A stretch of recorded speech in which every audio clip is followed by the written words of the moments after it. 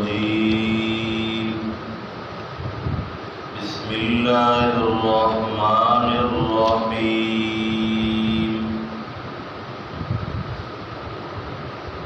قل إنما يوحى إلي أنما إلهكم إله واحد فهل أنتم مسلمون صدق الله مولانا العظيم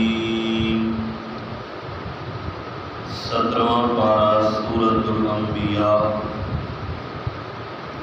آیت نمبر 108 سے لے کر سورت کے آخر تک کا ترجمہ انشاءاللہ العزیز عرض کرنا ہے۔ ان آخری آیات میں اللہ رب العزت نے مسئلہ توحید کو بیان فرمایا۔ پچھلی آیت میں جب رسالت کا ذکر آیا کہ وَمَا أَرْسَلْنَاكَ إِلَّا رَحْمَةً لِلْعَالَمِينَ، تو رسالت کے ساتھ ہی اللہ نے توحید کو بھی بیان فرمایا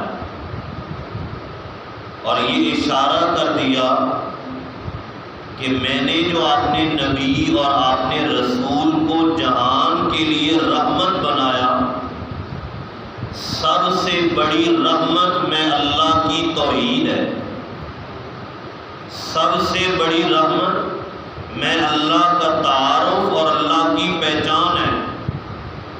اس سورہ انبیاء میں آپ نے مختلف انبیاء کا ذکر سنا، تو ان سے اللہ نے تمام انبیاء کرام سے دلیل توحید نقلاً بیان کرنے کے بعد یہاں وحی کے طور پہ بیان کی۔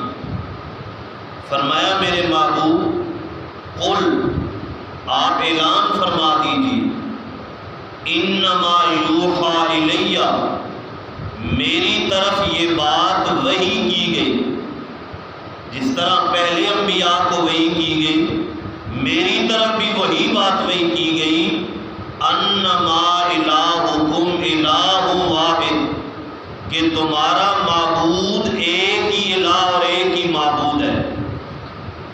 یہاں تو صرف اللہ کے محبوب پیغمبر سے دلیل وحی ہے، ورنہ اسی سورت کی ابتدا میں آپ سن چکے ہیں تمام انبیاء اکرام سے اللہ نے یہی چیز بیان کی، وَمَا أَرْسَلْنَا مِن قَبْلِكَ مِن رَّسُولٍ إِلَّا نُوحِي إِلَيْهِ أَنَّهُ لَا إِلَٰهَ إِلَّا أَنَا فَاعْبُدُونِ، آپ سے پہلے جتنے بھی انبیاء ہیں ان کی طرف ہم نے یہی پیغام بھیجا کہ میرے علاوہ کوئی بھی معبود نہیں ہے۔ جب معبود حاجت روا، کارساز اور متصرف فی الامور میں اللہ ہوں، تو فاعبدون، عبادت بھی صرف میری کیا کرو۔ فہل انتم مسلمون، جب سارے انبیاء کرام کا متفقہ مسئلہ، اجتماعی مسئلہ پہلا توحید ہے، سارے انبیاء کرام کو مسئلہ توحید دیا گیا، سارے انبیاء کرام کی یہی تعلیمات ہیں۔ فرمایا کیا اب بھی تم اس کو مانو گے یا نہیں مانو گے؟ اب بھی یہ چیز اختلافی رہ جائے گی؟ اللہ نے تو مسئلہ توحید کو کائنات کا سب سے بڑا اجتماعی مسئلہ بیان کیا، تمام انبیاء کرام کو سب سے پہلے اس کی دعوت دینے کے لیے کہا، تو یہ سب سے بڑا اجتماعی مسئلہ ہوا۔ لیکن آج اگر اس کو کھول کے بیان کیا جائے تو لوگ کہتے ہیں یہ اختلافی مسئلہ یہ نہ بیان کرو۔ جب کہا جائے اللہ کے علاوہ کوئی عبادت کے لائق نہیں، اللہ کے علاوہ کوئی نظر و نیاز کے لائق نہیں، اللہ کے علاوہ کوئی دور و نزدیک سے سننے والا نہیں، پردے کے پیچھے اللہ کے علاوہ کوئی دیکھنے والا نہیں، اللہ کے علاوہ کوئی سجدے کے لائق نہیں، اللہ کے علاوہ کوئی عجز و نیاز کے لائق نہیں، جب یہ چیزیں بیان کی جاتی ہیں اور کھول کے دوسرے غیر اللہ سے اس کی نفی کی جاتی ہے، لوگ کہتے ہیں کہ اختلافی مسئلہ ہے۔ کیسا اختلافی مسئلہ ہے؟ کیا سارے انبیاء کرام معاذ اللہ اختلاف کرنے کے لیے آئے؟ کیا اللہ نے سب کو پہلے اختلافی مسئلہ دیا؟ اگر کوئی نہیں مانتا تو وہ خود اپنا قصور کر رہا ہے، اپنے اوپر ظلم کر رہا ہے۔ وہ یہ نہ کہ یہ اختلافی مسئلہ ہے، یہ ایک نہ ماننے پر دوسرا یہ کہہ کر دوسرا جرم کرنا ہے۔ فرمایا فَإِن تَوَلُّوا، اگر تم نہیں مانتے ہو منہ موڑ لو، فَقُلْ آذَنْتُكُمْ عَلَىٰ سَوَاءٍ، میں نے سب کو برابر خبر دے دی ہے، کوئی فرق نہیں کیا، اپنوں کو بھی بتایا بیگانوں کو بھی بتایا، سب کو یہ بات میں نے بتلا دی ہے، اور بتلائی بھی کیسے؟ عَلَىٰ سَوَاءٍ، برابری کے طور پر، کوئی فرق میں نے نہیں کیا۔ اب جیسے مجھ تک یہ دعوت پہنچی اور میں سمجھاؤں، سمجھانے میں میں نے بھی کوئی کمی نہیں چھوڑی، ہر طریقے سے اللہ نے بھی سمجھایا، واقعات بیان کیے، عقلی دلیلیں دی، دلیلیں وحی دی، اور مثالوں کے ذریعے بھی سمجھایا، سمجھانے میں کوئی کمی نہیں چھوڑی۔ لیکن اگر تم ضد نہ چھوڑو اور تم یہ کہنا نہ چھوڑو کہ یہ اختلافی مسئلہ ہے، تو پھر میرا کوئی قصور نہیں ہے، میں نے بتا دیا۔ یہ یاد رکھنا، وَإِنْ أَدْرِيَ قَرِيبٌ أَمْ بَعِيدٌ مَا تُوعَدُونَ، مسئلہ توحید نہ ماننے کی وجہ سے عذاب ضرور آئے گا، اور یہ عذاب وہی ہے جس کے بارے میں اللہ نے کہا وَمَن يَقُلْ مِنْهُمْ إِنِّي إِلَٰهٌ مِّن دُونِي، جو یہ کہے اللہ کے علاوہ کوئی اور بھی معبود ہے، فَذَلِكَ نَجْزِيهِ جَهَنَّمَ، اس کو ہم جزا کے طور پہ جہنم دیں گے۔ كَذَلِكَ نَجْزِي الظَّالِمِينَ، ظالموں کو یوں ہی بدلہ دیا کرتا ہے۔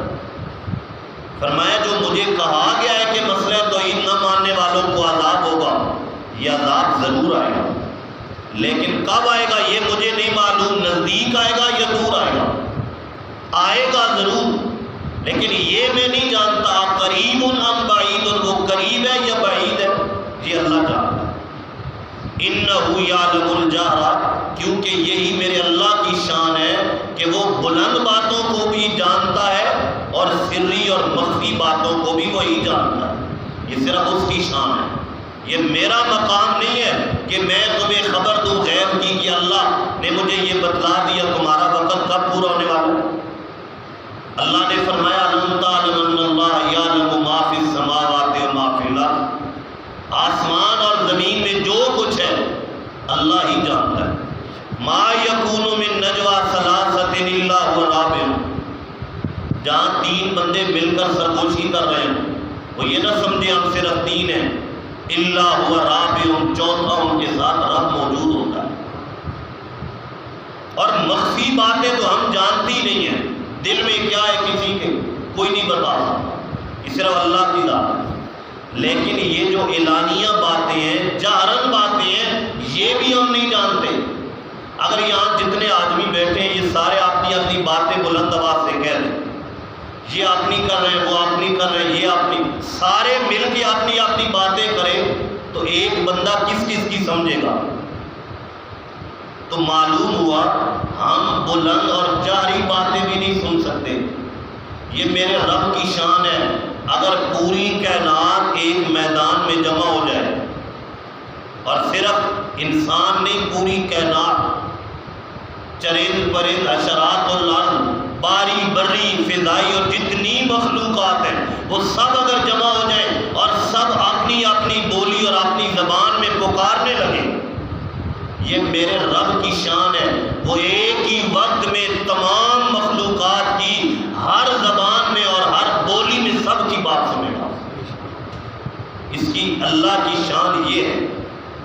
تو معلوم ہوا ہم بہت عاجز ہیں، مخفی اور سری باتوں کو تو ہم جانتی نہیں ہیں، اور جو جہرن باتیں کہی جائیں وہ بھی جس شان سے رب سنتا ہے اس شان سے کوئی اور نہیں سنتا۔ تو اس وجہ سے اللہ کے محبوب پیغمبر نے فرمایا میرے رب کی یہ شان ہے، وہ باتوں میں سے جو بلند کہی جائیں یا مخفی کہی جائیں وہی جانتا ہے۔ وَإِنْ أَدْرِي لَعَلَّهُ فِتْنَةٌ لَكُمْ، باقی اگر یہ کہا جائے ہم مانتے جو نہیں ہیں یا اللہ کے اتنے بڑے بڑے دشمن ہیں جو صاف انکار کرتے ہیں، اللہ پکڑتا کیوں نہیں؟ وجہ بیان کی، فرمایا میرے محبوب پیغمبر بتا دو کہ میں یہ نہیں جانتا کہ اللہ جو تمہیں عذاب دیر سے دے گا اس میں اللہ کی حکمت کیا ہے، یہ اللہ ہی جانتا ہے۔ شاید اللہ تمہیں آزما رہا ہو، فتنت ہو، تمہاری آزمائش ہو، یا آزمائش کے علاوہ تمہاری رسی دراز کرنی ہو کہ ایک وقت اللہ نے مقرر کیا جب خوب سرکشی کرو گے اور جب دنیا کی عیاشیوں میں پھنس جاؤ گے اللہ فوراً پکڑ لے گا۔ قال رب احکم بالحق، میرے محبوب یہ ماننے والے نہیں ہیں۔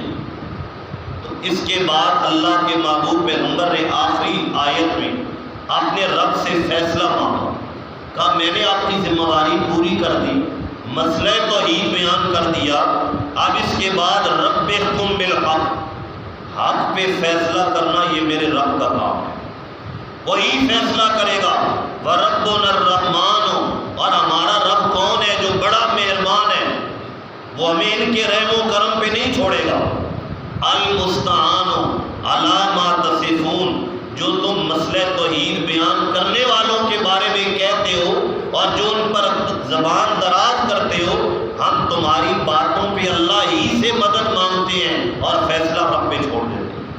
اب اللہ کو جو منظور ہوا وہی فیصلہ کرے گا۔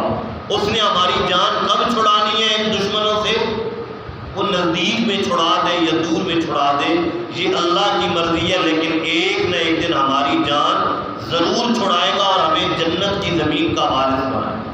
دعا اللہ ہمیں عمل کرنے کی توفیق عطا فرمائے۔